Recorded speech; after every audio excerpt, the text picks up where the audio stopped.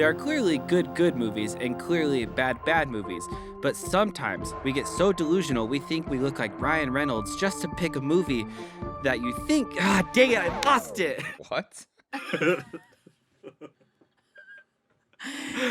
We just decided before the podcast episode started. Well, one, Travis didn't have an opening, and two, we were talking about how you would look like Ryan Reynolds only if Travis believes you had plastic surgery. And then I was like, speaking of plastic surgery, because of this movie, and that's it. That's the opening. I think that's it. In order to find everything in the middle. Yeah, there we this go. is good, It's bad, not my fault. bad, good. Lots of people think that I look like him. That it's all bullshit. Yeah, you on some bullshit. But I can shape it, I can shift it, I can make it as real as this room. That's why I'm valuable here, Ivy, and that is why you are not. I ain't valuable. I am sorry. I love you. I never wanted it to be like this. You know that. It don't matter what you wanted. It's what you did. I don't know. Cinnamon roll. The cinnamon roll. The cinnamon, the roll of the cinnamon. That looks like jizz. Yeah. Eastern European jizz. Yeah, getting back to the important stuff, I will say Amanda thinks you slightly look like Ryan Reynolds, but she thinks you look more like the progressive guy. Oh, God, don't say that. Here he is again. Oh, don't say that. Wait, what? I don't understand. Why'd you point at the... Oh, because when we're doing this on YouTube, you can point and it'll pop up. Yeah. Cool. I shared it on the bonus episode. Oh, nice. Here he is again. Gotcha, because we've already had this conversation. Shall we move into the movie? Yes. Wait, that was the bonus episode we talked about that? For some reason, I thought that was last season we talked about it. We bring it up felt as like forever often ago. as we possibly can. I Brian. guess that's fair. For the person who thinks he's the best part about this podcast, we need to keep, I don't making think you- anything. I know things. But the reason that we're talking Exactly about why Ryan we keep Reynolds having to humble him. is because this week we're doing Smoking Aces. Yes. Thank you, everyone, for tuning in this week on whatever podcast platform you're listening to us on, or if you're watching us here on YouTube. This week, we kick off our gangster movie marathon festival. What do we call called it? a marathon. We need to figure it out before. Yeah. There we go. Yeah, you're kind of reminding me of a Western. Yeah, more those are than the only sound anything. effects I can make, though. What is the sound of a sniper? No, really, But there aren't too many snipers in gangster movies. but in I know this there's one in movie this there one. was. That's true. There's And a like lot this of one, there's it's a like lot of the silencers. most insane sniper ever. Yeah, she was fucking on it. Yeah. Yo, that gun was cool. 50 caliber. Yeah. Well, okay, we'll get into it, but we Sniper. need to finish. Okay. Yeah. This week we kick off the gangster movie marathon, with one of Brian's picks, which is 2007's Smokin' Aces. Before we get into maybe that's verdicts, let's give you a little plot synopsis. Hey Google, what's the plot synopsis for the movie Smokin' Aces? Here's the synopsis of Smokin' Aces. Las Vegas magician and would-be crime boss buddy Aces Israel agrees to testify against former partner and friend Primo Speranza in return for admittance into the witness protection program. However, before the deal can be hammered out, Speranza orders a hit on Israel, and a host of hit men and women race to kill the snitch and kill the bounty, while the FBI endeavors to keep their source of information alive. Huh. Thank you. Yeah. Pretty, thank you. Great work. I've said it before, but sometimes I'm like really impressed with how long and thorough. Really, how long and thorough they are. But then sometimes, we have this super intricate movie, and they're like, "This thing happened," Yeah. and then we're like, "Oh, Yeah. okay." Or like last time, would they just name all the actors' names? Yeah, right. Not really about the Yeah, plot yeah. at all. Yeah. Yeah. Which they easily could have done in this movie. There's a lot of names in this one. We will. This cast. But, oh my gosh. But this cast in 2007 was not this cast, which is kind of what we were talking about Yeah, on the I last mean, film we'll- too. We'll talk about that in in a lot of acting. ways. I think Yeah. acting's going to be one of the biggest sections because this cast is just this cast. But before we do that, verdicts. Brian, since it's your movie, let's hear your verdict first. This is a good, bad movie. Awesome. Yeah, I'm Got it. going to go with Thank that. you. Good, bad. I am also going to go with good, bad. Damn, this is 2 weeks in a row. We're in agreement here. And I think it's 2 weeks in a row that we said good, bad. It is. Yeah, we all said that for Yeah. Con Air. I will go a step further though and say that I think that this is the best movie that we have watched for this podcast so far. Really? In my opinion. Wow. Why?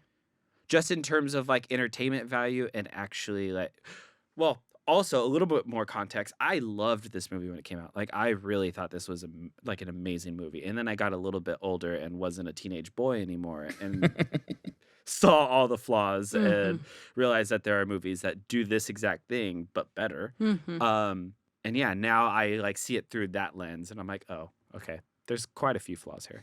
That is an interesting thought, though, about if this is the best movie that we've watched. You mean throughout both seasons, right? Yeah. Yeah, it's a good In my question. opinion. Because I would have said last week that Con Air, I think, was the best movie we had watched. Because I love Con Air. And I think Agreed. I still would take Con Air over Smokin' Aces. But it's close. This one is enjoyable to watch, I think. I would personally take Smokin' Aces over, and I think this is going to be a reoccurring theme for just gangster movies in general, and possibly why we as humans, I don't want to speak for outside America, but American culture loves gangster movies so much is because they're so damn cool and stylish. They are. Like it's Yeah. just they're so stylish, and it's Yeah. just like Makes you feel cool watching them. this is cool, and Yeah. then you like think about it for 5 seconds, you're like, wow, this is really dumb. Well, and to speak to the American culture thing, though, I think it's because American culture, there's like the outlaws, the rebels, the like priding ourselves on like we broke away and started our own country because Yeah. we are the and gangsters in gangster movies are like fuck the laws and Yeah. everything else. Yeah. We're gonna do whatever the fuck we want to do our way. Yeah. There's something I rebellious don't and fun know about that. that I'm going to like all of the gangster movies we watch, but I also don't want to provide any spoilers for next week. Yes, I haven't watched that one yet. That was my pick, but I haven't seen Yeah. your pick or my pick, Nice. Wait. What's your pick again? Gangster Squad. Okay, I haven't seen all three of the. I never saw Smoking Aces. In Oh, there. interesting. Yeah. Okay, cool. All right. I was going to start this new thing, because I'm like, I need to step up my hosting game and like just be a better host. And I'm like, I need to help drive the Agreed. conversation a little bit more. Thank you, Brian. I need to not let Kai So and I Brian had this- talk all over me. I had this plan of like how I was going to approach each section and like guide it better and just be, more Larry King than and less But young. Unless Is that what this podcast is supposed to be? yeah. Larry King on film? Yeah. Okay, I didn't I realize know that. I'd love to listen, that's for sure. I feel like I Next need week to I button will wear the myself up a little more. suspenders. Yeah. Oh, please do. So, if this is your first time joining, we do break down the movie into 3 different categories, and the first one up is going to be script, story / narrative structure. And Brian, since this is your pick, let's kick it off with you. How do you feel about this story? It's at equal points entertaining and stupid as hell. Like there are parts of it, I don't know, like just the idea of all these different types of hitmen and assassins and hitwomen trying to kill this one person.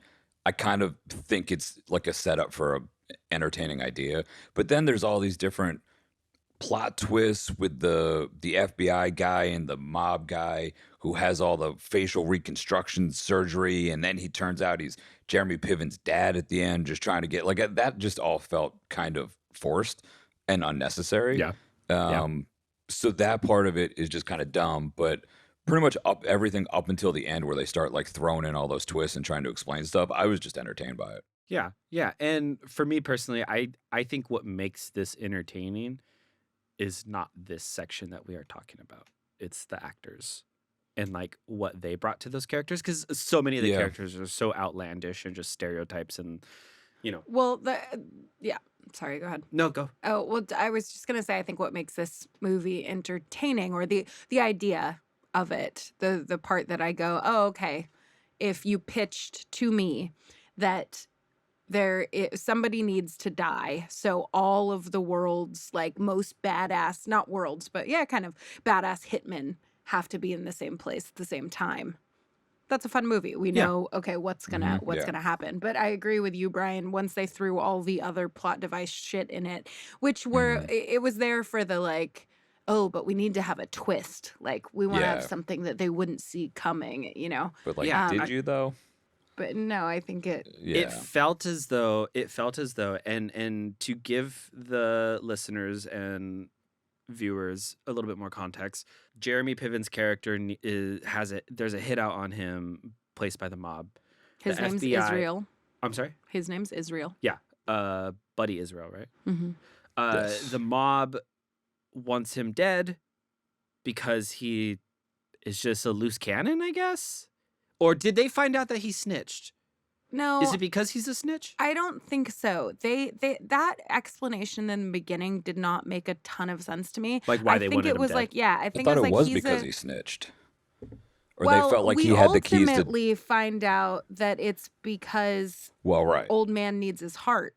Well, yeah, And yeah, the no. FBI Let's wants- not get to the twist yet, though. Okay. If But we I'm, could keep well, I'm this on pretty just sure what the they said setup. for it was they thought that he basically had all of the names and everything to basically put everybody away because he Yeah. was a snitch for the FBI or whatever it was. But they found that out. The mob did. Yeah, that's Yeah. my question. Yeah. At least Okay. that's what I think they I- sort of I lead us to missed that in the believe. beginning.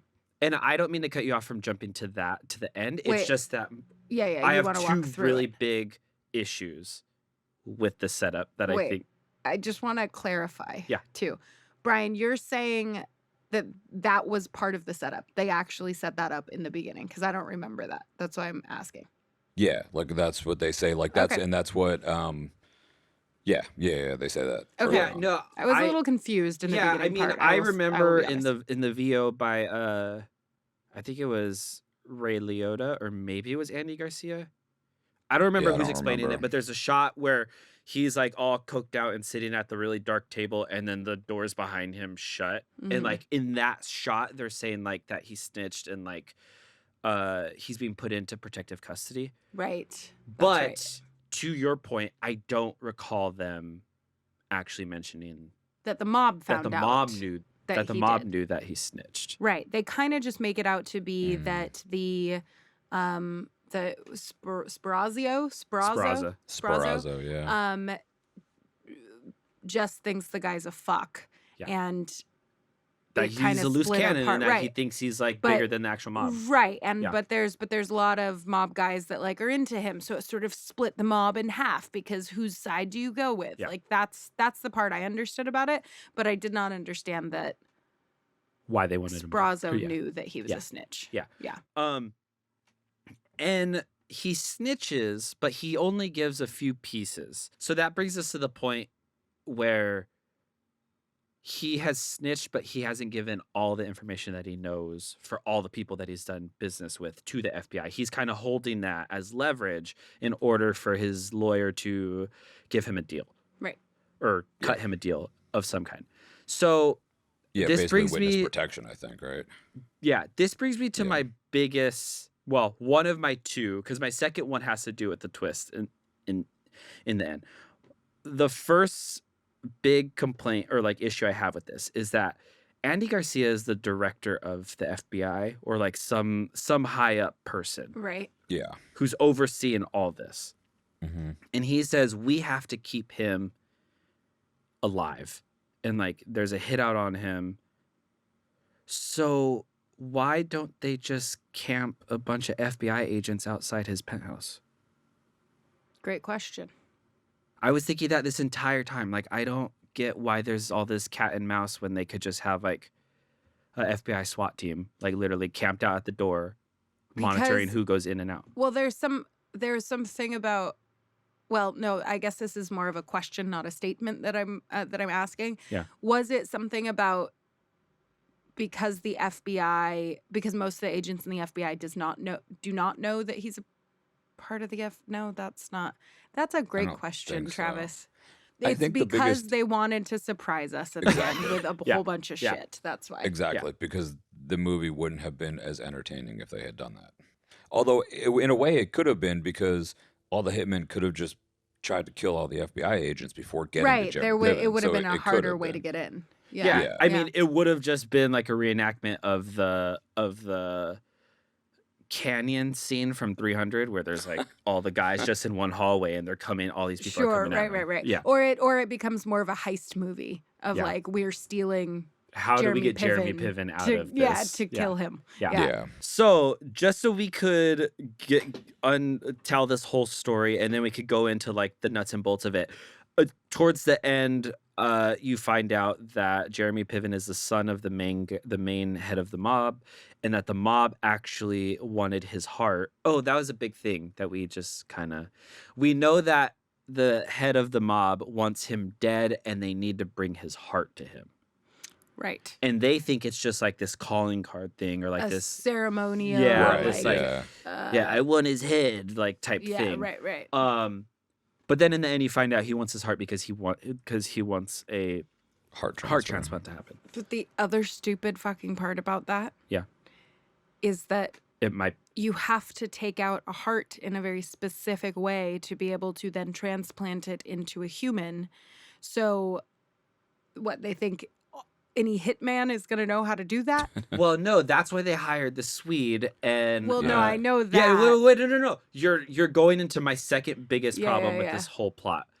They hire a specific Swede, and it's just alluded to that like we don't know who the Swede. We think the Hitman Swede is or might whatever. be a hitman. The Swede ended up being like a heart surgeon, and he was teamed up with Andy Joel Garcia. Edgerton, Oh. Hugo, Hugo. to Oh, right, yeah. no, not Hugo. He was No, teamed the up guy with that the, wears with Hugo's Lazo, The guy face. that that becomes Lazo. Hugo, yeah. Yeah. who wears Joel Edgerton's face. Yeah. Here's my big problem with that. Yeah. They set out this huge $1 million hit, which I'm like, really? Everyone's getting this worked up for $1 million? For $1 million. And It was there's like 2007. so? Yeah. But like there's two teams that are 3 people, and then I'm like, Yeah, okay, yeah, so yeah. it's like $350,000. $1,000, Like, cool. yeah. You paid off your student loans, I guess. Like, that's not a whole lot of money. Even 1 million is not a lot of money for like the trouble you're going through for this. Right. But that's besides the point. They put this price on his head, but they want his heart. Like, that doesn't make any sense. What if any of these people shoot the dude in the heart? That's what I'm saying. Yeah. Of like, Unless they say we want his heart, so don't shoot him in the heart. For some well, no, reason, I mean, they say, oh, you're saying because you could still take the heart even if you shot through the heart. You could shoot someone and kill them. Right. Because like the other thing, to your point of like it needs to be removed in a certain way, it also needs to be put in a like kept on ice. Right, And put in a exactly. If you just tell someone Nobody I want says his heart, they you just like need cut a it out. live heart. Exactly. just put it in a There's- Ziploc bag. There's absolutely no. So this plan fucking- doesn't make any sense No. if your goal is to get a heart transplant. Well, none of it makes any sense. I mean, literally none. Yeah, none- that's true. As far as like just the one thing that was killing me the whole movie was just how ridiculous all of the Everything was. assassins look. Oh yeah. And like, if you're an assassin, you're not gonna have an 8-foot fucking mohawk because you might stand out. You know what I mean? Like throughout the whole movie, I just kept being like, okay, I just have to suspend my disbelief. Yeah. Because Yeah, exactly. it's all over this movie is just like Hollywood glitz and fun, right? Yeah. So I was also wondering, with the amount of drugs that Jeremy Piven's character does, would his heart even be good for a transplant? Like, I the thought dude that is too. coked out of his mind like the entire But time. then, okay, but then I was a little confused because at some point there's that scene where he takes out his contact. Yeah. And he's wearing one contact and the other one, the pupil is super fucking dilated. The one with the contact.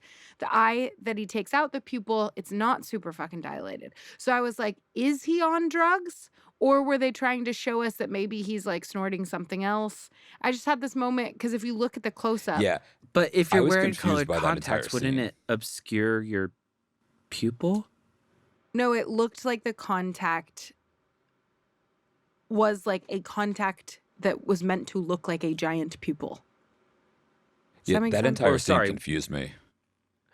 Well, I saw it as like to me that felt like the director being like, I want to be more artsy, but the studio's not letting me. Ooh, all the Jeremy Piven scenes. Ooh. So like, I'm like, this was like Oof. the artsy moment where like he puts his hand over it and then like you see his real eye like crying. So he's like removing his mask and facade of like, so much melodrama, and then Common comes in. yeah, Oh my God. That All of that scene- was just terrible to me. that's, oh my gosh, that scene was so bad. I was like, oh, do we really got to cut back to this? Can we just go back to the Nazis like chain like No, I chainsawing hated people? them too. No. They were my I'm just least saying, favorite let's of the go whole back movie. to the action that Yeah, like yeah, everyone yeah. is Of, actually like, paying the price of the ticket for. Nazi sitting on a chainsaw. Yeah. Right.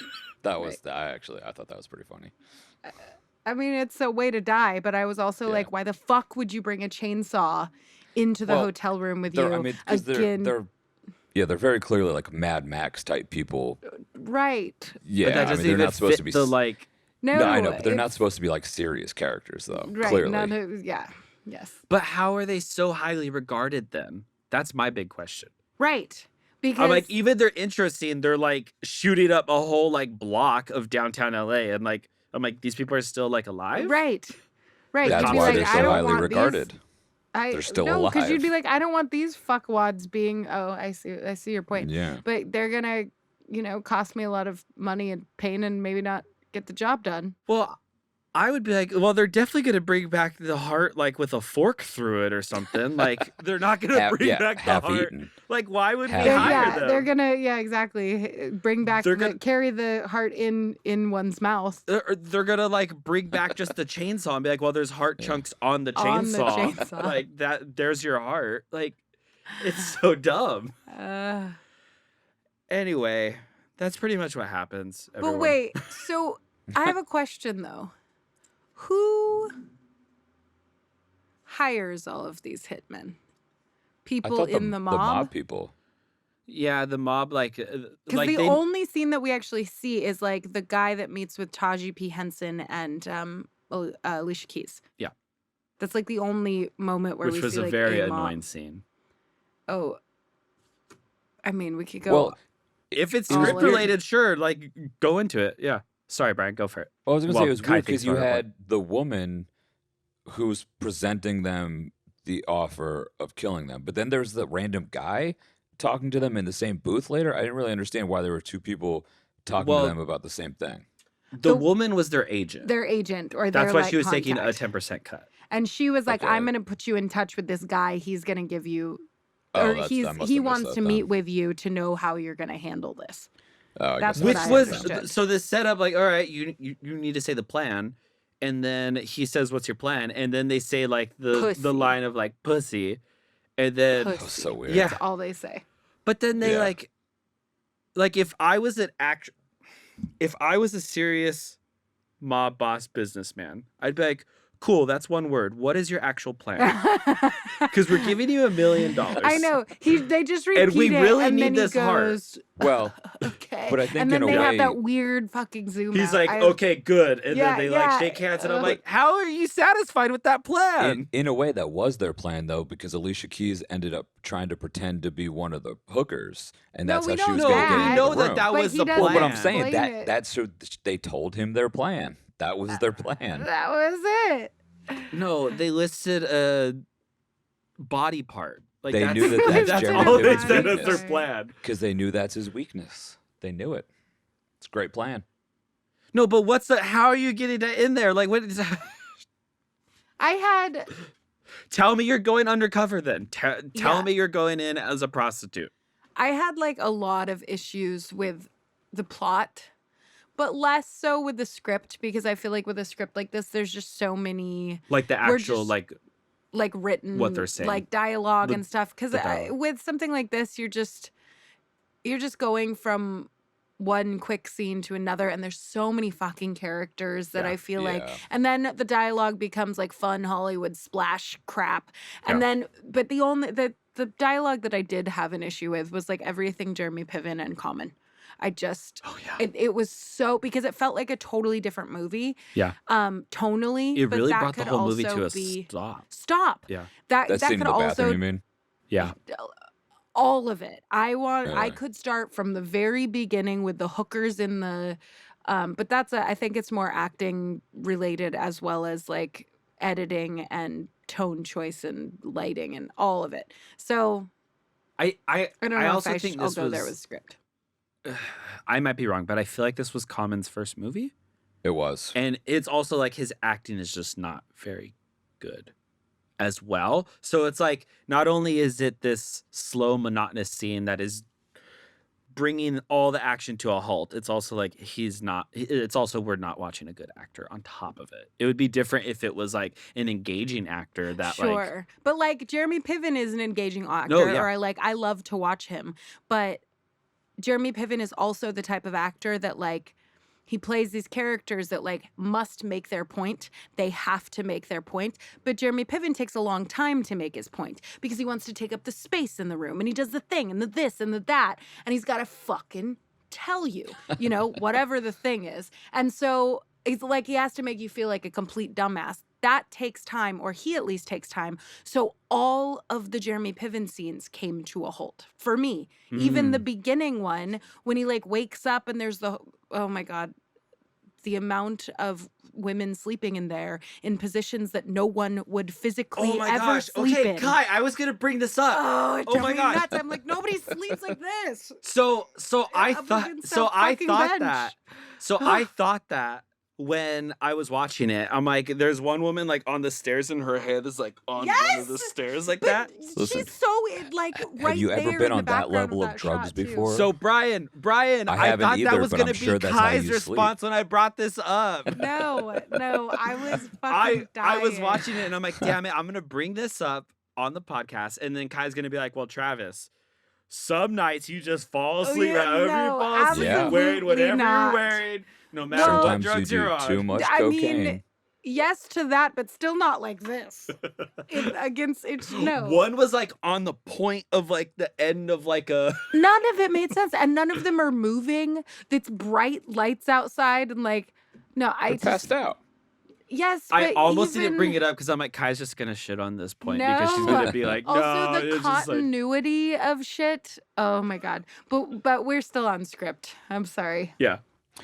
So one other Uh, thing, going back to the Jeremy Piven and Common scenes, so that scene in the bathroom was the only one that really kind of stood out to me, and I think part of it is because, and I think that a lot of this is maybe going to editing. I think I have a note about this at some point, but it's all generally a lot of quick cuts and fast scenes, and I think it also stands out kind of like you guys were saying because that is such a slow, drawn out scene. So it stands in pretty big comparison to the rest of the movie and all the action that's going on around it. Mm-hmm.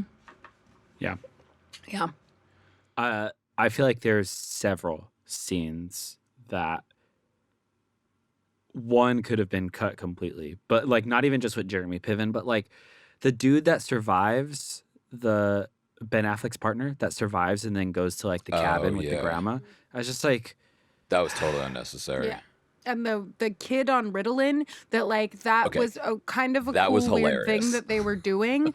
But like, why is he even in the movie? And why are we even watching any of that? What the fuck? So, like, because yes- this is like, so I feel like whoever wrote this movie grew up in Tahoe.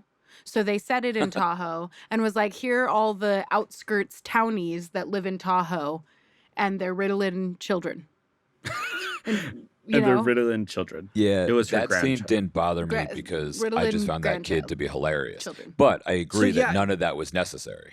No, yeah. The kid was hilarious, but also this was probably like my 6th time seeing this. So like it feel like, yes, take it with a grain of salt because I'm saying like this is my 6th time, so definitely these scenes are like drag you like to a halt. But like it's bad. And then like the dildo and the tub, and then it's just like Okay, that was funny. That was also funny. and then the kid starts to get a boner while he's Yeah. like doing was this whole Chopping, thing. yeah. And I'm like, what? I was like, oh my gosh. But like, he could have just died and the movie would be exactly the same. Yeah, it was completely unnecessary. But No, because I mean, I guess at the end he only does kill Chris assassin they Pine. wanted to get out was Alicia Keys. Alicia Keys, because they had to have the moment. Oh no, he does get out. Yeah. He kills Chris Pine. Oh, yeah. But that whole scene was unnecessary too. Chris Pine could have just died in True. Yeah. in the hallway. It's not as When Alicia entertaining. Keys walks all the way up to him, puts Oh the gun my to his head, God. Yeah. and then like pushes it away. And Well, then, see, like, and it's stuff like that I'm like, is that the script or was that how they? that has to be script, right? Because the script has to call for Chris Pine to be in the next scene. No, Or no, do you no, mean no, the no. actual I mean the action? actual her walking up with a gun, or is that just how they staged it and shot it and edited it, Yeah. and it just got? It's things like that though, which I still think this is still on script, but it's things like that throughout the film that I feel like undermine the severity of these like hit men or like assassins. And I'm like, she's supposed to be this 100%. cold-blooded assassin, but she doesn't just shoot him Oh, 100%. Also, or shoot this both of them. cold-blooded assassin who just like all of a sudden falls for a man and tells him all of her shit, not knowing who he is. Yeah. And he Yeah. could kill her as well. I was like, that was like, oh, this woman who we think is this cold-blooded assassin gives it all up when she sees an attractive man. Like, I Yeah. don't know. There's so When much. when she knows that her partner is literally listening and watching through the gun. So like that's even more fucked up to do that right in front of your partner too. Well, at Well, that no, point, at she that was point, off yeah. the. The comms. Oh, I guess that's sure. I guess the comms are already down. Yeah. Okay. We didn't say this at the top, but since we're talking about script, it was written and directed by Joe Carnahan. I don't know who that is. What else has he done? He has done The A-Team, Narc, Cop Shop. Op And- shop? Yeah. Oh, cop shop. I thought you said op shop, and I was like, what is that? He was a producer on Point Blank, or he was an executive producer on 17 episodes of The Blacklist. I used to like that show. He did The Gray, but just directorial. He also was executive producer of Smokin' Aces 2, Assassin's Ball. Okay. Are we Tune in watching? for season 3. Yeah, are we watching that next? So yeah, Oh, and it says that he's from Sacramento, so at least he's from semi nearby, like same state. Well, So he technically wrote- they're on the Nevada side, Oh. but Right. Oh, this guy, well, he wrote the script for this movie Boss Level, which came out a couple years ago that I watched that I actually really liked. It's got Frank Grillo, who's basically like a cop trapped in a time loop. So he keeps replaying like the same scene with trying to change like little different things. I think my biggest thing to wrap up this section, my biggest thing is like it felt as though someone watched a Guy Ritchie film and was like, I could make a Guy Ritchie film. Right. Yeah. With a film like this, too, though, we also don't know how great the script maybe was. And then once it got all these stars in it and everything else, and they wanted to add this scene and then throw this scene in, and what if it's cool if Alicia Keys that's does true. this and we want to see, you know? Yeah. And then your script becomes what? Yeah. Garbage. And also, speaking of stars, we are now on to the acting section. Yes. Nice. So Nice transition. Kai, Yeah. our resident actor, our resident thespian. Oh, Uh-oh. Oh, boy. She's getting let it prepared. rip. No. No, actually, one of the first things I wrote down was Taji P. Yes. I actually loved Taji P. Henson in this. And Isn't it Taraji? Taraji. What am I saying? What it was? Taji. You said Taji a few times. You love her so They're, much, you don't even know her they're name. good friends. Yeah, They're- great friends. yeah. Taraji. Was I saying Yeah. Taji That's this whole what time? she Yeah. has her saved in her phone as. Oh, Yeah. okay, that makes sense. So yeah. we're good friends. I just call her Taji. No, I think because Taraji. Apologies, Taraji. This is terrible of me. Because the only thing that I had seen her in, or like I had first seen her in, was Empire, and The that- show? The show. What? You had never seen her in anything until like 2017? I don't Yeah, think she's been in a lot of things. Well, I knew that after watching Empire, and I was like, "Who is this person?" And then looked her up. I think Taraji P. Henson is phenomenal in this movie. She is. Like, She's always good. But like, Not always, because she's been in specifically- a few Tyler Perry movies. But Oh. she is phenomenal in this movie. Like, she actually brought like a tear to my eye when like when she thinks her partner is like dying. And she was the only one, in my opinion, that brought like heart and soul to like their character in this film. Mm-hmm. To be fair, none of the rest of them were really asked to bring that to their characters for the most part. I guess that could be a direction note then, because you do have the Tremor brother, like those are brothers, like your brother just but they're died, clearly and there's insane. like no, yeah, sure, but like if they were insane, why, like if they were completely insane, why did the big one leave, like grab the other two from that first scene that we see them in, you know? Like why not just leave them there? Yeah, I guess. I also will say I'm going down that, a list. And you haven't seen me, myself, any of I them. was in this movie and I brought a very emotional performance at the end in my scenes with Andy Garcia. Oh my God. gosh. The No, dude from you the did the dude not. from the Progressive commercial was in this? God, I hate you. What scene was he in? Wait, she's in Was he Four the bell? Brothers? He was the bellhop, huh? Yes. With the yes, the guy with all with- the pimples. With Yeah. the big boils, yeah. Okay, Yes. so I must have seen her in Four Brothers, Yeah. but literally She's one of the wives. Yeah. Which I think is a good movie for this podcast. for this podcast could be actually. Was Oh, Four she was Brothers the in one Saved by with the Bell, the new Tyrese? class. One episode, I probably saw her Yeah, in that. I definitely and saw that. Andre 3000 and Yeah, and Mark Wahlberg. Yeah, okay, I saw that. But no, most And it's a remake of a western. is Oh. it? Yeah, it's a remake of a John Wayne film, Sons of Katie Elder. Oh, I didn't know that.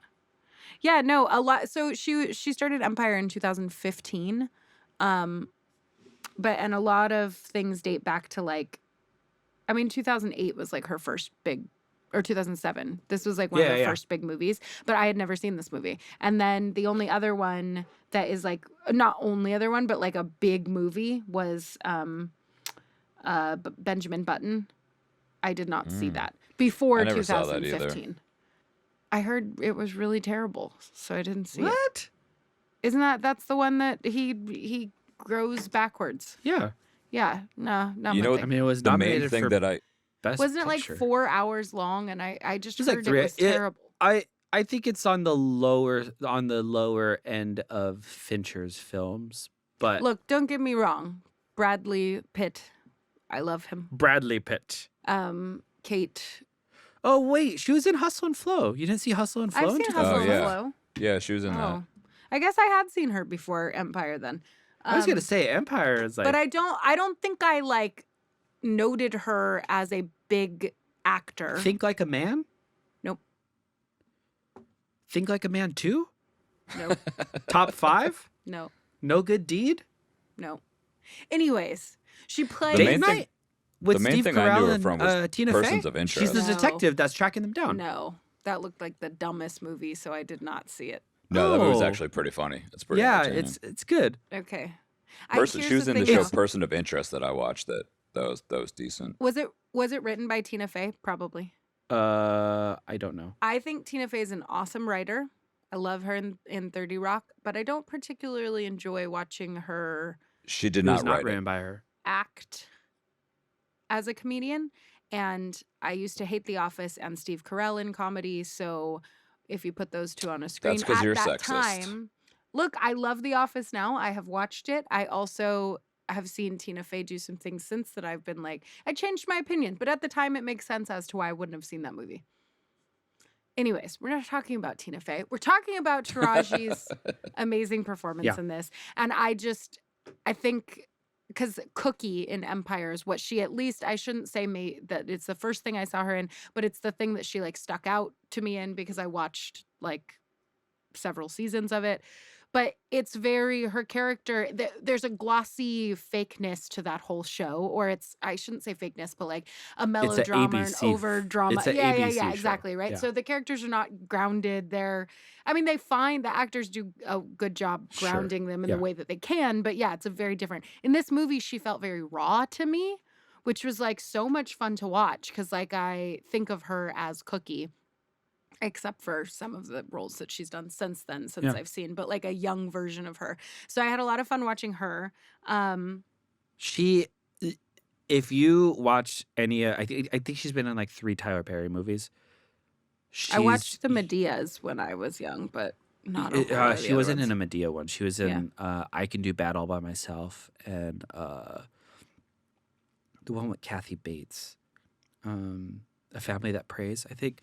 Anyways, she was hands down always like the best thing about a lot The of like films. Yeah. and it's crazy from a filmmaking perspective to know how Tyler Perry chooses to make his films, like all the stories that you hear and whatnot, Mhm. and to think that she like gets there with like Mm. it like for the listeners and viewers, it's widely known that Tyler Perry only does like one take and like, you know, just is trying to crank these things out. So it's like crazy to think that the rawness that she brings to some of those characters were possibly hit on like the first take. Like she came to set like ready. Ready Yeah. to And go. I'm assuming that's possibly how this film was too. Like I can't even imagine the scheduling nightmare that this film must have been. Totally.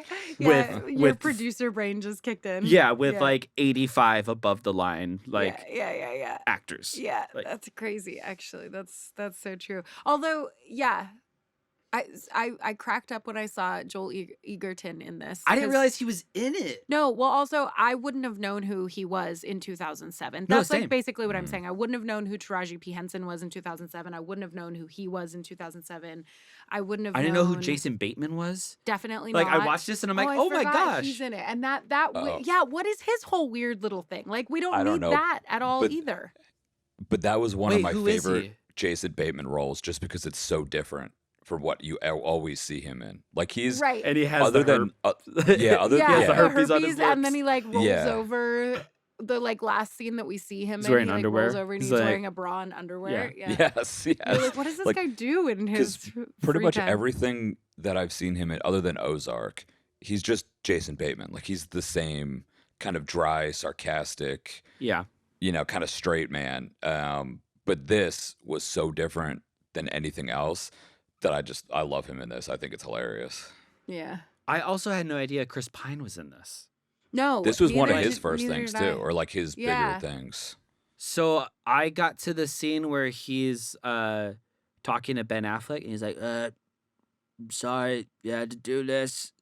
Please forgive me in heaven. That part. And like I saw Oh, his yeah. Oh, eyes yeah, yeah. and I'm like, is that Chris Pine? Yeah. And the only reason I wouldn't did the notice same it is thing. because I just recently saw Dungeons and Dragons. So like Chris Uh-huh. Pine was like on Yeah, in your my head. mind. Yeah. But I'm like, I wouldn't have even known that would like this is my 6th time seeing this and I Yeah, didn't yeah, even yeah. know he was in this. No, I noticed I had it the kind same of, and I reaction, went, yeah. you kind of have to go, wait, is it? Because Yeah. he's He's also so scrawny skinny. and, like, yeah. Yeah.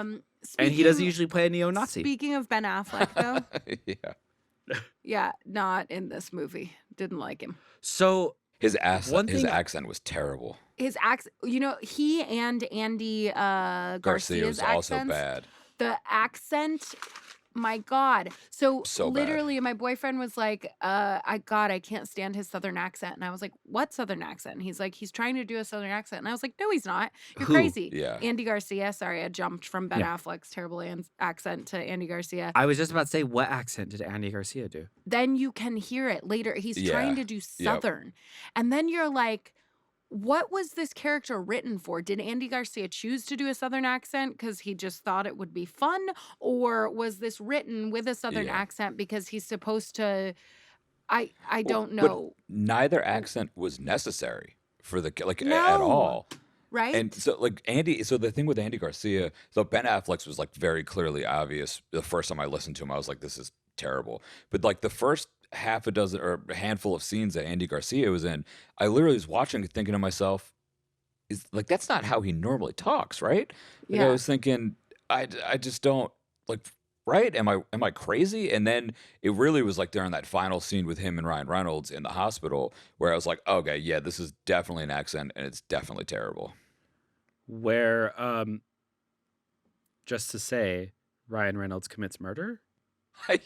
double Right. homicide. Yeah. Right. With like FBI witnesses? Right. Double I'm like, homicide. he's going- all of that. Why would you leave? Why would you leave him in there? There's no one around, and all of a sudden there's everyone around. Then it like cuts to, and the doctor's like, and they're like bashing the light into Yeah. the. That was all so terrible. Ryan Reynolds was not great in this, but I'm gonna be honest. Yeah, go. I'm not his biggest fan. You don't like me? Yeah, I hate you. But also Ryan Reynolds. No, I'm no, jealous. I do think Brian, he's a great you know what? comedian. Like he's got He's Yeah. choppy. He's like, you throw him in those movies. Sure. Love some Ryan Reynolds. I get it. I get his thing. But in his moments the emotion always feels heightened and forced. Yeah. Like, I was just gonna I'm say- getting there. Let me get there, in every. Yeah, he's I definitely was just better gonna in a say certain type of role. Since Brian said that you didn't like him, I was going to say I'm actually usually jealous of you, Brian, because the residuals you must get from that Progressive commercial, it's So- on so almost many. every other day. Dude, I'm rich. Yeah, more so than if you actually were Ryan Reynolds. I'm pretty sure Deadpool is making more than the Progressive guy. I'm sure. I'm sure. So, one thing I did want to bring up, since you're bringing up Ryan Reynolds, I feel like this movie landed in a very weird time for both him and Ben Affleck. Both of their careers were actually on the downward trend spiral. Wait. What the hell was Ryan Reynolds in before this? So he Wilder was in was his Van big Wilder. thing. That was his big break. Right? Yeah. But then not much happened after that. He was in I don't know if Just Friends had come out at this point with Amy. Well, Never they seen also that tried to either. pigeonhole him into this like leading man in a rom-com type thing for a while. Yeah, and it with just Just Friends, wasn't- and then he did Definitely Maybe. Never seen either of those. And then he also did he did this, and then he was in Blade 3. Oh with yeah, Wesley which Snipes. I actually really like Blade 3 though. But yeah, Brian, stop it. it's, I like all the Stop blades, it. man. I like all the blades. Uh Oh, he I had a didn't small realize role he in was Harold and working so Kumar Go to much White at this Castle. point.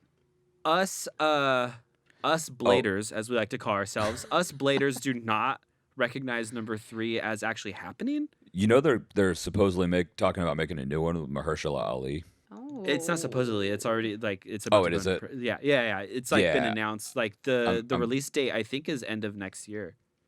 So by the Mia way, Goth Just Friends just got. came- What? Mia Goth just got announced that she's going to be in. Yeah, that's what I saw.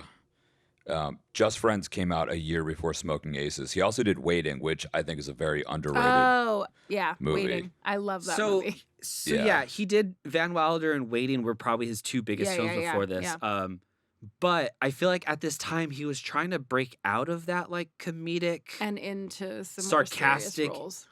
a-hole role Yeah. that Van Wilder kind of pigeonholed him. Yeah. Like Yeah, pigeonholed him in. And Waiting. He's a total douche. Yeah. and Waiting too. So I actually respect him for doing this. Yeah. And like I feel like we don't get to see Ryan Reynolds in this capacity a whole lot.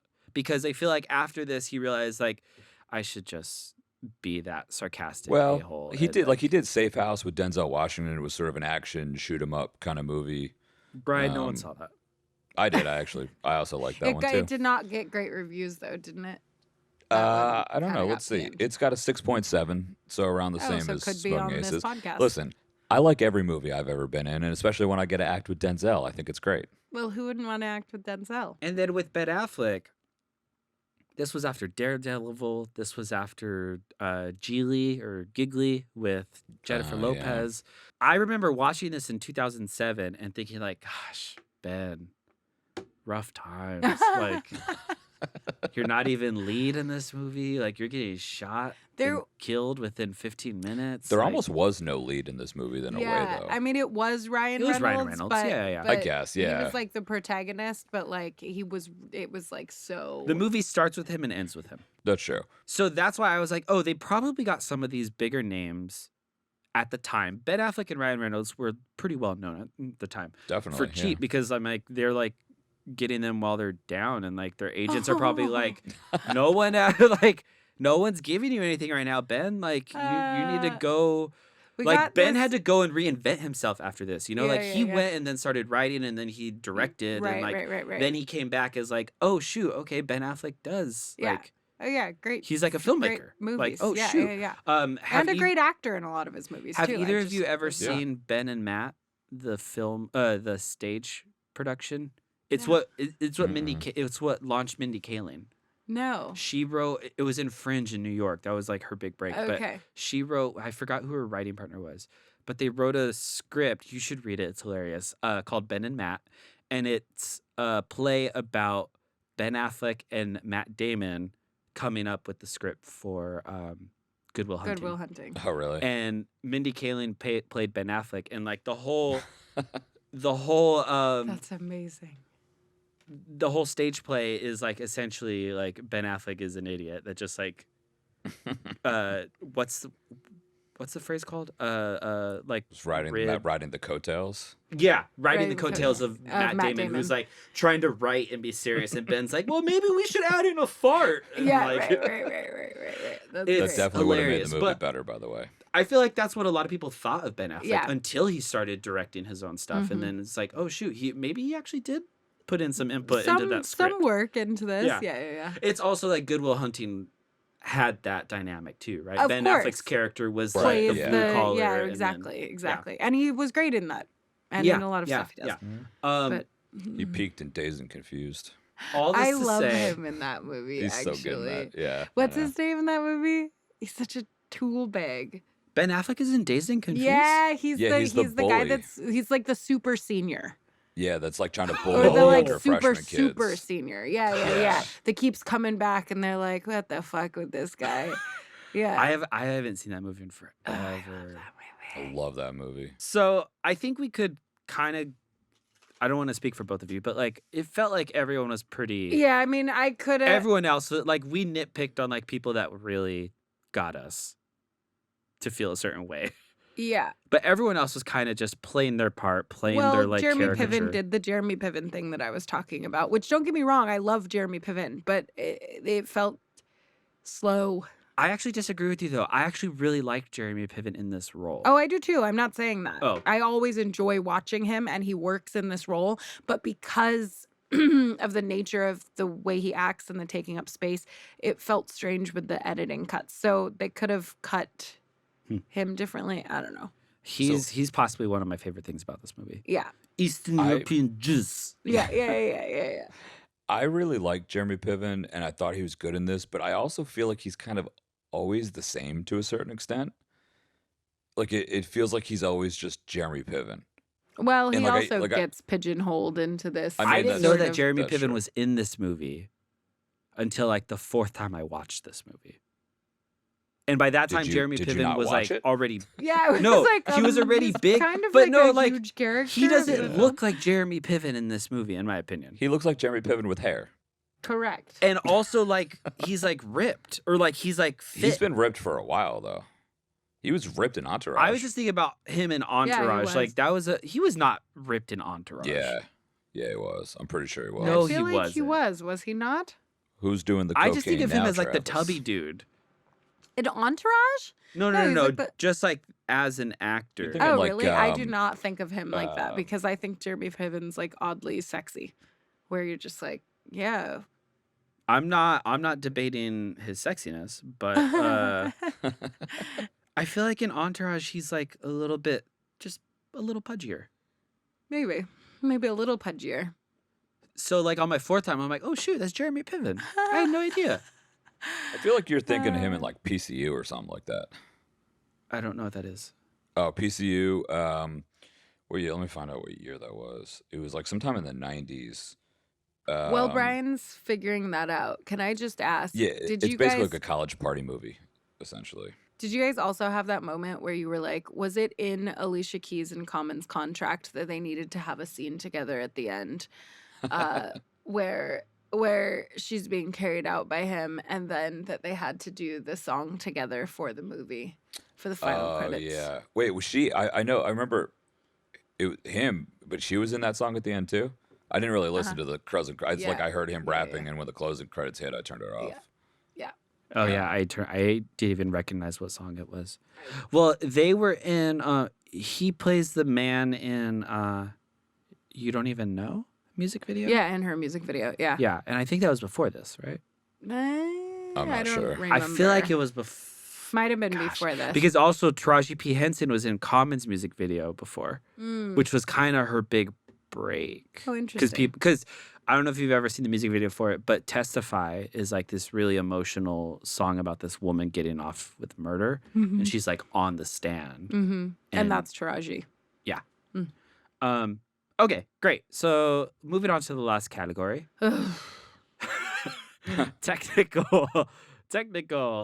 This movie, the editing choices, the tone, the pacing were off to me. The sound design, I don't know if it was just my TV or not, but it was terrible. Ben Affleck specifically, I could not hear most of what he said. So I you mean had the to sound keep mixing, the not the sound sound mixing. design. Sorry, not design. Yeah, I didn't Yes, have that correct. issue. Thank you. Really? Maybe it was Yeah. my TV. I thought it was really low. I very felt low. like when I started it, I had to like really crank up my sound, Mhm. but Yeah, I I felt noticed like that. it was very level as low. Oh, I had to keep going up and down, but with Oh, yeah, I specific didn't. characters, maybe or mostly Ben Affleck. Maybe I was just trying to figure out the accents. He was in like 3 scenes, Kyle. It was still annoying. and they were like super short scenes. It was still annoying. Yeah, I The didn't notice light that. design in the hotel room, or it's just like it's so bright, which I get it, where like it's daylight and we've got 1,000 massive wide windows, right, in this big penthouse hotel room. But like it was so brightly lit in there. And so it just made it that much more obvious that all the prostitutes were not sleeping or sleeping. Got it. It also seemed very fake. It felt very Yeah, I'm my like, biggest they're on issue a with the set right here. hotel Yeah. was that the giant, like, picturesque windows in the back of that hotel room were very clearly green screen. Like, that Yes. looked real fake out the windows to me. Yes. 100%. See, I thought it was just like a painting, not like a. Well. Like, you know how they do that? How they'll like paint the. Yeah, I mean, Right, either it like looked a set fake either painting, way, yeah. yeah. Yeah. Brian, do you want to go? My biggest issue, I would say, was with the color palette. It felt Mhm. like it was overly contrasty, or it just Mhm. like Yeah. I didn't really like it. It felt like it was trying to be stylized, and it just didn't work for me. Like I think that's like I kept looking at it, being like, I feel like they just need to turn the contrast down on this entire movie. I had the same thought and made me think like this is still within the first 5 years of color grading actually being around and invented. Oh, interesting. So I'm like, Mm. I was like, back then, was this like a thing where I'm like, we could do it? Yeah. Like, we could do this now. Yeah. So, like, we're going to crank it to 11. Yeah, right. Because I also thought that about the scene where we see the flashback of Heller, who is the agent who turns into Sparazzo, because we didn't cover that. The car is selectively colored to be red. And then the rest of the scene is black and white. And I'm Right. like, why? Like, what is the significance What's of the that? choice Like, there? I don't. Yeah. And I felt like there was a lot of stylistic editing choices, kind of what you were talking about, where I was just like, why? Right. Like, I don't. Right. Yeah. And Why? but then it screwed up the pace for me because I don't mind stylistic editing choices, course. especially in something that's like, oh, we're doing I just feel like this movie had so much going on that I was like, wait, what are we watching? Yeah. Like It's a little what sensory overload. Yeah. it is. It's like it felt like the Elvis Baz Luhrmann 4-hour music video. Yeah. I was like, what's happening? What am I don't watching? say anything too controversial. Some people really love that movie, turns out. I never even I want, I know. don't even want to see it. Brian, I think you would really like it, actually. Look, I love some Baz Luhrmann films, but but don't anyways, watch it because but we then won't you might talk be about kicked that. off to the That sounds podcast. like an insult, though, Travis. No, because you're like a musician. Yeah. Anyways, Oh, Kai, sure, are you done? thanks. yeah. You're like a musician. You are a musician. You know what I mean. Stop cherry picking my words out of context. I'm just saying. That was in context. That's exactly what you said. I will say there was some really good cinematography though. There's a couple shots that were like really cool. There was a shot of Jeremy Piven, actually in the Jeremy Piven common scene. When we would cut back to Jeremy Piven, there's a little round mirror in the corner, and you could see Common upside down in it. And it was like the way that it was framed was really good. I noticed a couple shots in there where I was like, "Oh, they're getting really artistic." Yeah. They were very stylized, but some Yeah. of the shots were cool. Did they go in with the movie at that moment? I don't know, because the tone was all over the place. Some of the shots specifically, I were want to say quite yes, cool. because there are certain shots that feel very controlled and intentional. I wrote down that there are so many really good dolly shots in this movie where like and I'm a sucker for a dolly shot that plays out a scene in wide. But like there's the shot where Lazo is at the door looking through the peephole at Joel Edgerton's character. And it's like this wide, but it's a dolly. And it's like slowly going in. And he's just like stationary there. And then it cuts to the dolly on the opposite side moving in on like Joel Edgerton's character. And I just thought that was like absolutely amazing. And the movie actually starts with a good dolly shot that I'm completely blanking on. This might actually be going back to script, but who knows? Because this may have happened when they were actually shooting the action scenes. But why is no one dying after getting shot like 18 times? No one dies. Who didn't die? The two in the elevator who get shot 1,000 yeah. times. Oh, They yes. shoot each other 1,000 times. They don't die. Then also the FBI agents, there's a sniper shooting through a window that's very far out. And instead of ducking and covering, they are running to the window and shooting out into the abyss. They're also Like like they're shooting gonna with hit someone. handguns. They're I'm shooting like, with what? handguns, which were Yeah, I was not about going to to be say. anywhere near accurate enough for that. Thank you, Brian. Exactly. Instead, Ryan you're Reynolds is like shooting just shooting bullets blankly out there. into the public below. And Like, then what is happening? there's a dude that runs up to the window with the shotgun. Yeah. And he's like shooting the shotgun. That's what I'm saying. And these are trained FBI And I'm like, agents. wait. Yes. No. What? No. That's going like 12 feet in front of you, then falling down Yeah, beneath. exactly. Yeah. I just Oh, realized man. we didn't even touch on Matthew Fox is in this movie with a small part. He Yeah. plays. Yeah. I guess this is obviously after Party of Five, but before Lost, I think. So this Yeah. is probably like Well, in his no, in I think between. Lost was like 2002 or 3. Yeah, wait, No, who was was he it? in this movie? He was Bill Baker. He was and a I security actually, guard. Yeah, he was head of Right, security, Bill right, Baker. Right. I actually didn't mind him. And there were actually a lot of Lost people in this because you had one of the crazy brothers, the dude with like the 8-pack abs. Fat dude. Like No. he was like weirdly big and pudgy, but also he had a But, 6-pack on ripped. top of his stomach, and I'm like, I'm so confused by your body Yeah, and composition right then now. one Maybe of it the was like that was the year that all of their contracts for Lost were like, oh, you can also make other content now, and everyone was like, what's the Maybe, thing 'cause being made? What then- is the thing? What's the polar opposite of being on an island? you also had the guy who gets into the shootout with Ray Liotta in the elevator. The actor's name is Nestor Carbonell, who plays Richard on Lost. I never watched Yeah. Lost. I like Lost for the most part. I only watched the first season, and everyone says that that's the only season that's really good. So Well, see, I'm like, so I guess I don't need to go back. I didn't watch it when it was out, and then I tried to watch it more recently because everyone's like Lost, but it's too cheesy. It's so cheesy. It's dated. it- The acting and the everything for the prime time definitely of that dated. era. Like I can see myself getting into it in that era, but it's very challenging for me to go back to now. It's also difficult when you have these other companies making really good TV. Like primetime TV is just not it. Like it never was it.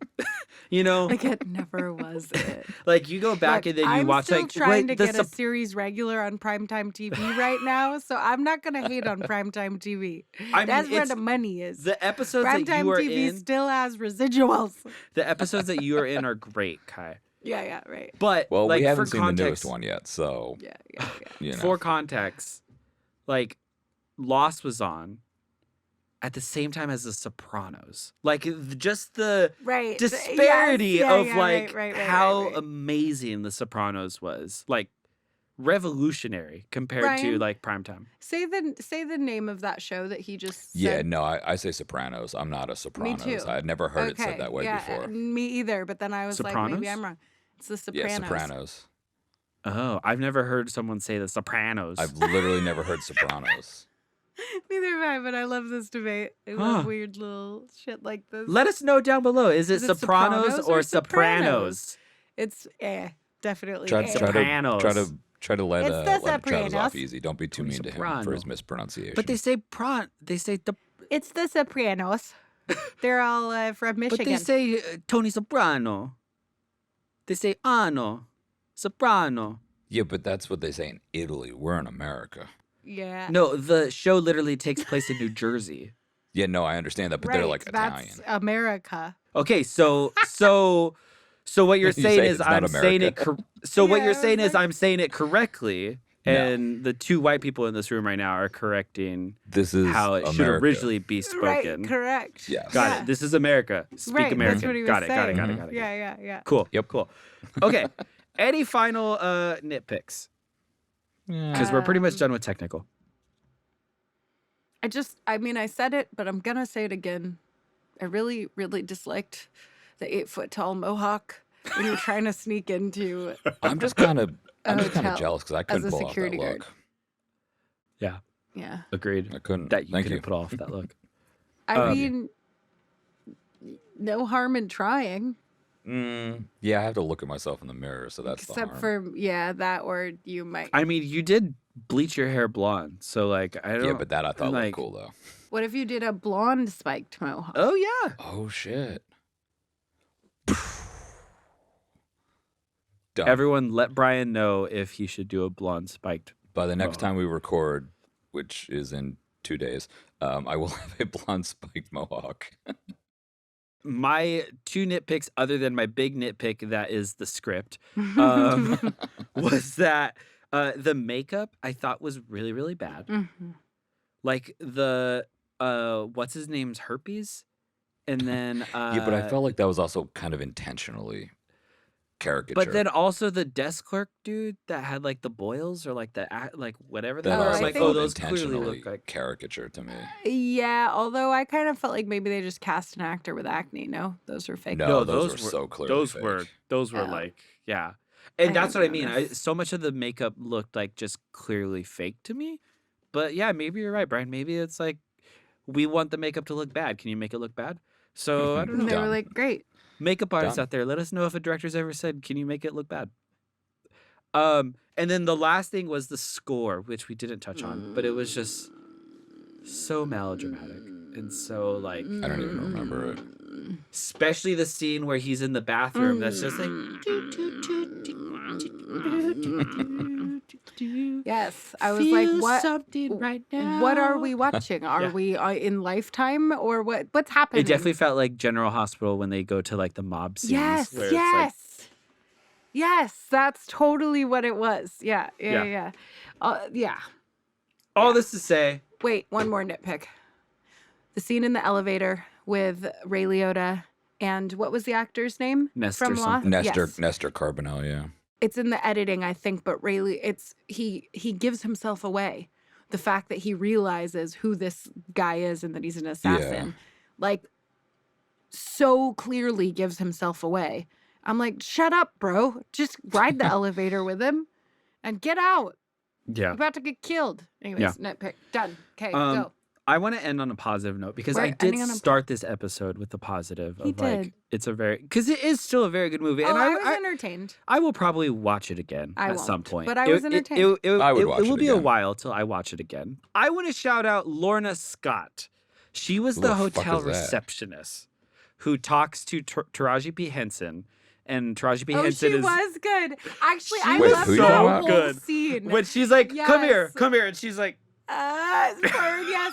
Although she's Oh, also yeah. very clearly wearing a wig, which bothered me. oh my gosh, Kai. Look, just you just bringing pointed down this out good point. The chicken pox. I can point out the wig, I but d- yeah, that whole I did scene not actually notice that. cracked me up. I liked I think that was the only character pairing I liked. Alicia Keys and Taraji P. Henson and their weird shit going We on. didn't even talk but about that, mainly huh? because Taraji P. Henson is so great in it. And like, yes, that little bit at the it's great. Thank you, Lorna Scott. You were a shining bit of this movie. Brian doesn't care. He gets one Progressive commercial and suddenly he doesn't even want to be a part of this. Damn right. Listen, man, it went right to my head. Well, that just about wraps up our this week's episode on Smokin' Aces, which kicked off our gangster shoot 'em up. Tommy gun. Yeah. Tommy gun. No, we should be making a chainsaw noise right now. I don't. Is that Also, a because chainsaw? Scarface has a chainsaw too. That's a chainsaw. Cut. I forgot we agreed to rewatch that. Or do I sound like a lawnmower? Cut. I forgot we agreed to rewatch Scarface. And I will get into why we had to agree to rewatch that on that season finale. I just spit all over your... Well, you use the same mic every single week. So Sir it's- Mike's got the COVID. I don't think any of us are changing our opinions that this is a good, bad movie. Hell So no, you should dog. probably watch it. I don't know. Let us know down below or on our Instagram page. You can find us on all social media at goodbad_badgood. You can find me at Travis_Orozco on all social media. You could find Brian at BOSSIP. okay, and you can find Kai at Kylie and Mai. I thought Don't that forget to sounded pretty like, cool. subscribe, and please share us with a friend. Sharing is caring. If you have friends, what if you don't have friends? Don't be a friendist. Yeah. Don't be a friendist. I mean, I think he was tune in talking next to you. week. Tune in next week. Yeah, Kai, I'm trying to wrap this up here. I'm sorry. Tune in next week when we watch Kai's pick, Legend, which will be week number 2 of Gangster Movie Marathon Fest. Shoot 'em up. I feel like we should play Gangsta's Paradise. Yeah, Gangsta's Paradise should be our theme song for these episodes. Yes. Yeah, We we can't totally afford have the the rights rights to for that. Good Bad Bad Good is an Ex Nihilo production. Original theme music and sound engineering done by Jen Star Hacker. Find her at hackersoundmusic.com. Opinions expressed are solely that of the speaker and do not necessarily reflect the views of any entity they represent.